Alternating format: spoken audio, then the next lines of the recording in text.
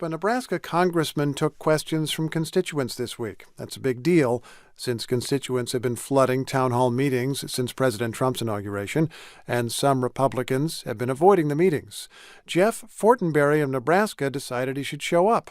I just felt like it was important to lean into this. I knew it would be controversial given my positions and the mail I was receiving, and particularly about the health care bill. Yet, at the same time, I felt like it was my duty. Congressman Fortenberry defended the House Republican drive to replace the Affordable Care Act. He says he told his constituents it's true that Obamacare has helped insure a lot of people. He added that other people face too much cost. And he took questions from an oversized audience. Afterward, he took ours. Well, to put it nicely, it was robust. It was a lot of difficult discussion, a lot of disagreement.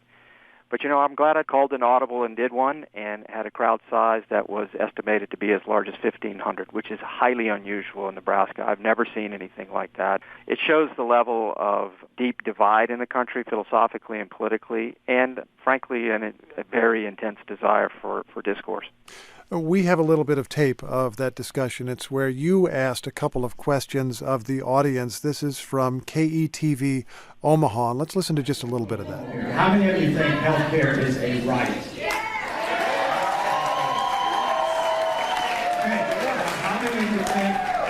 How many of you think health care is a responsibility? A little bit different response there. Why did you ask people if they felt health care was a right or a responsibility? To invoke a deeper philosophical discussion about what government policy ought to be, how the balance between the government setting up the guardrails so that our system, both insurance and broader healthcare system, can properly function for the protection of vulnerable persons, and yet at the same time, what is the individual's responsibility for their own well-being and the cost of the system themselves. Were you on your way to saying that if you're in this audience and you're going to end up under this change to the health care law, paying more in insurance premiums, which undoubtedly will be the case for at least some people, that's your responsibility and pay up? Is that where you were going with that? No, what I did in the beginning of the town meeting was I put up two constituent letters that I think are representative of what's happening in our system.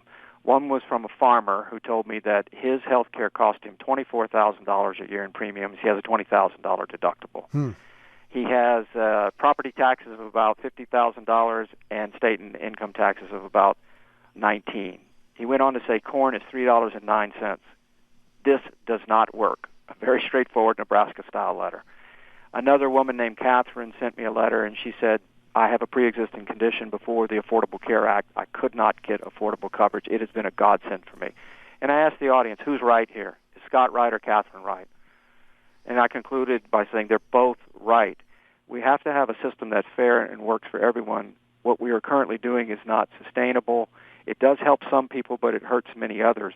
Well, let's go through a few details of this plan. The subsidies have changed. Why is it a good idea, in your view, to base the subsidy on someone's age rather than their income? Because changing it from income means there will be some people who have a lot harder time affording the health care. It's a fair point to debate. The intention here, as it's being unpacked as we speak, is to frankly try to move more younger people into the healthcare market, so that as your age goes up, yes, there will be increased prices for healthcare, but at the same time an increased level of subsidy to you, so that potentially as the age ratio is widened, more younger people will be attracted into the system who need to be in the system because their prices will fall. Okay, that makes sense. Although young people get a relatively low subsidy, and lower income people who are older are likely to get a very low subsidy relative to their expenses. I don't quite understand that part. Well, frankly, it's an important point to continue to unpack and try to debate as to whether or not this formula is the right one or needs some type of adjustment. One of the things that's also not being unpacked here is the idea of moving some federal monies to the states for innovation. Mm-hmm. If we can improve healthcare outcomes while lowering costs, that also shifts into lowering costs for the overall health insurance market. And it's being overlooked in this entire debate. Totally understand the point about trying to get the market to work a little better so that prices don't keep going up and up. But just to round out that point about the subsidies, when you say it's worth unpacking, are you saying maybe the current subsidy formula doesn't make sense and it would have to be changed before you'd be totally on board with it? We're in the beginning of this process. It's just come out of House committees, and it is the beginning of the fuller debate before the full House of Representatives. Then it has a Senate process.